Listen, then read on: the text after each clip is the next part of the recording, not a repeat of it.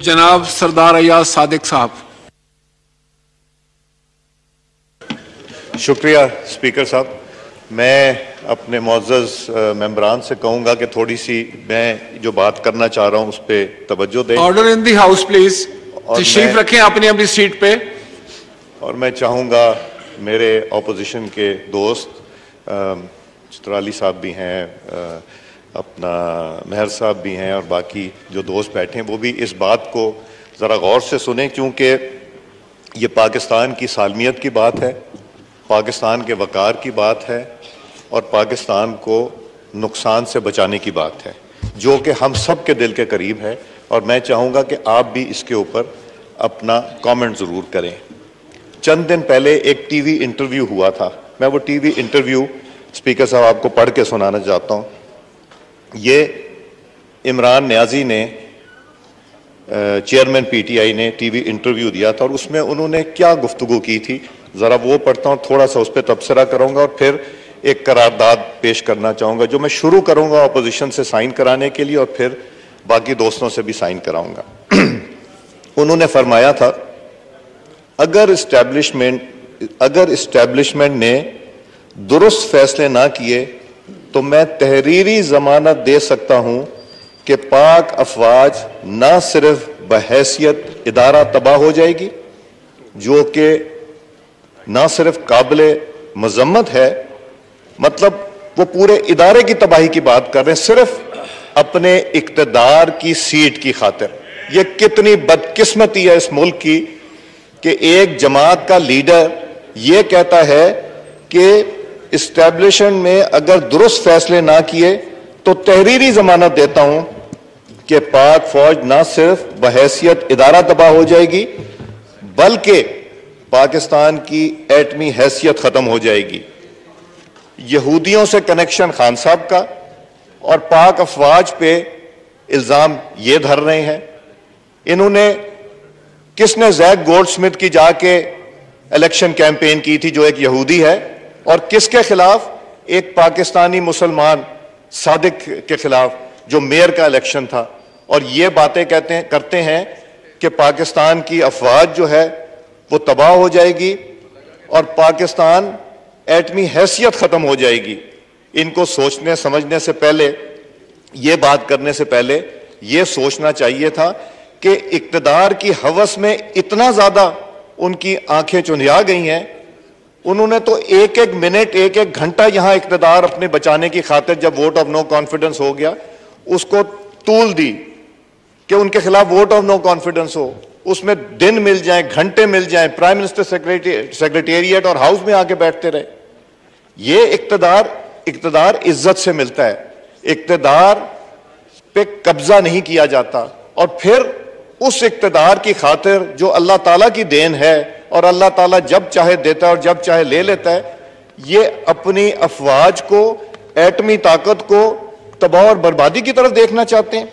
आगे सुनिए, ये कहते हैं कि पाकिस्तान की एटमी हैसियत खत्म हो जाएगी और मजीद ये पाकिस्तान के 3 टुकड़े हो गए। खुदा न खास्ता मेरे मुंह में खाक। और ये जितने लोग यहां बैठे हैं मेरे दोस्त, ये भी सोचते होंगे कि ये बयान देने से पहले कम से कम ये कहा होता कि अल्लाह ना करे, खुदा ना खास्ता। मगर फिर मैं कहता हूं स्पीकर साहब, ये इक्तदार की हवस इतनी ज्यादा है कि वो इतने बड़े 3 बातें कर गए कि नुकसान फौज को पहुंचेगा, अफवाज पाकिस्तान को, जो सरहदों की हिफाजत करते हैं, जिन्होंने दहशतगर्दी में बेशुमार जानों का नजराना दिया, और पाकिस्तान की एटमी ताकत जिसको जुल्फिकार अली भुट्टो ने बुनियाद रखी और नवाज शरीफ ने पाए तकमील तक राय, उसको भी ये देना चाहते हैं। अब तो मुझे ये भी फिक्र हो गई है कि पता नहीं इन्होंने दुनिया में जाके किस किस को वो सीक्रेट्स दे दिए हैं जो कि हमें नहीं देने चाहिए। फिर कहते हैं पाकिस्तान का टुकड़े हो जाएंगे। आपको याद है एक जमाने में एक नक्शा फिरता था कि पाकिस्तान के इतने हिस्से होंगे। ये तो वो बातें कर रहे हैं। ये तो लगता है कि वो तहरीर इन्होंने की थी, वो नक्शे इन्होंने बनाए थे, इमरान न्याजी ने बनाए थे। ये बातें करने से पहले उनको सोचना चाहिए। अब मैं आज ये सोचता हूं जब कहते थे कि IMF पे जाने से पहले मुझे खुदकुशी कर लेनी चाहिए, खुदकुशी गुनाह है, जुर्म है, कोई माफी नहीं, मगर काश इन्होंने खुदकुशी कर ली होती, IMF के पास ना गए होते और ये बयान देने से पहले भी खुदकुशी कर ली होती। स्पीकर साहब, ये कहां से सियासत पाकिस्तान की जा रही है? ये वो अल्फाज हैं, ये वो बयानात हैं जो हर पाकिस्तानी के दिल पे तीर की तरह चुभते हैं। ये वो बयानात हैं जिससे हर पाकिस्तानी को तशवीश होती है कि ये किस तरह के बयान तो ये देना चाहिए था कि अफवाज पाकिस्तान अपनी जिम्मेदारी पूरी करेगी। वो चाहते हैं कि अफवाज पाकिस्तान उनकी ताबे हो जाए, अगर वो ना हो तो फिर वो बातें करें जो उन्होंने अब की। एटमी ताकत की बात करते हैं, यहां तो पूरा पाकिस्तान एटमी ताकत की दिफा के लिए खड़ा होने को तैयार है, और वो कहते हैं कि एटमी ताकत नहीं रहेगी। फिर वो बात करते हैं, खुदा ना खास्ता मेरे मुंह में खाक, कि पाकिस्तान के 3 टुकड़े हो जाएंगे। इन्होंने 3 की फिगर कहां से लेके आई? ये पुराने नक्शे जो इन्होंने वहां बैठ के बनाए थे।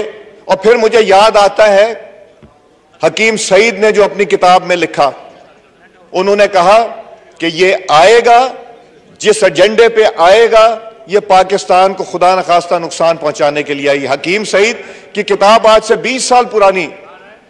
प्रोफेसर इसरार ने क्या कहा था कि ये यहूदी एजेंडे पे इमरान खान पाकिस्तान आएगा। प्रोफेसर इसरार को तो नहीं पता था, किसी को उस जमाने में ये नहीं पता था कि इमरान खान भी कभी इक्तदार में आएगा। और मैं उनसे सवाल करता हूं, जो लोग इसकी दिफा करते हैं कि क्या ये तीनों चीजें दिफा करने के लायक है या नहीं है, मैं ये चाहूंगा कि उन लोगों से ये सवाल करूं कि क्या इमरान खान की सियासत तुम्हें पाकिस्तान से ज्यादा अजीज है? हमें पाकिस्तान ज्यादा अजीज है, अपनी जमातों से ज्यादा अजीज है। हमें अपने कायदीन, हमें अपनी जमातें बहुत अजीज हैं, मगर इस्लाम के मजहब से और पाकिस्तान से ज्यादा कोई चीज मुकद्दम नहीं। स्पीकर साहब, मैं ये बात कर रहा हूं, मेरे रोंगटे खड़े हो जाते हैं और मुझे पसीना आ रहा है, इसलिए कि ये कोई ऐसी बात ना मुंह से निकल जाए जिस तरह की उन्होंने गुफ्तगू की, कमजोर गुफ्तगू की, जिन्होंने एंटी पाकिस्तान गुफ्तगू की, एंटी आर्म्ड फोर्सेस गुफ्तगू की, एंटी पाकिस्तान की एटमी ताकत की गुफ्तगू की, और खुदा न खास्ता मेरे मुंह में खाक के पाकिस्तान के टुकड़ों की बात चली गई सिर्फ एक कुर्सी की खातिर कि मैं प्राइम मिनिस्टर हूं तो सब ठीक है, अगर किसी और के पास इक़्तिदार जाए तो वो गलत है और सिर्फ ठीक है। कभी ये एक लेटर की बात करते हैं, कभी ये कोई और चीज चलाते हैं, हर हफ्ते इन यू टर्न लेके कोई नई चीज लाने की कोशिश करते हैं।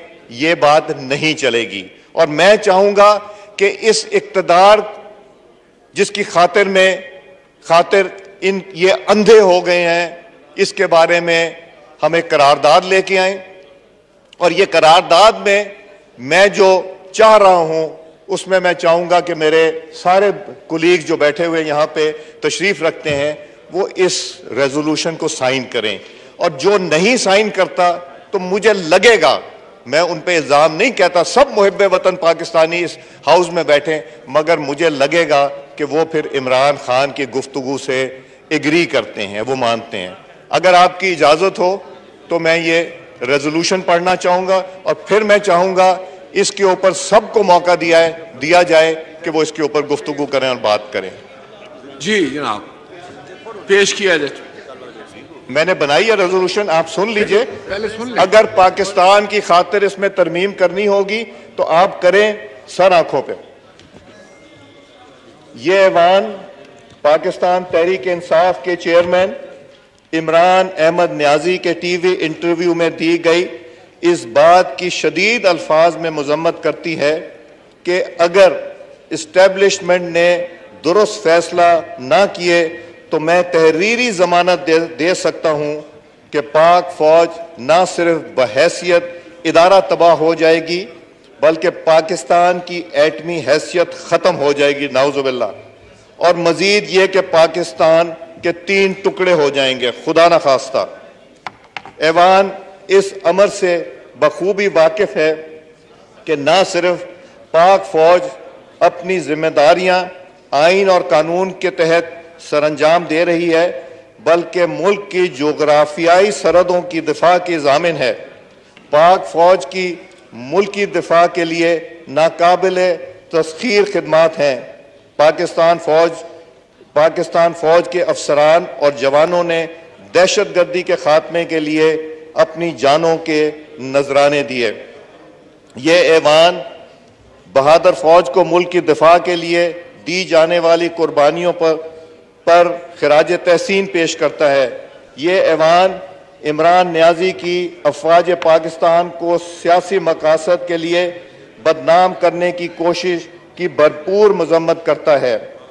पाकिस्तान के टुकड़े टुकड़े करने की बात काबिल मजम्मत है और मुतालबा करता है कि साबिक वजीर आजम, दिल नहीं चाहता उनको साबिक वजीर आजम भी कहूं, जिसने हल्फ उठाया हो पाकिस्तान को की दिफा करने का, वो ऐसा बयान दे रहा हो, मगर चूंकि वो हैं एक हकीकत है, इसलिए मैं कहता हूं साबिक वजीर आजम के खिलाफ रियासत सुप्रीम कोर्ट से रुजू करके कानूनी कार्रवाई अमल में लाए, क्योंकि इनका ये बयान पाकिस्तान की सालमियत, यकजहती, जो कि हम अपने हल्फ में पढ़ते हैं, सालमियत, यकजहती और एटमी प्रोग्राम पर बराह रास्त असरअंदाज ना हो सके।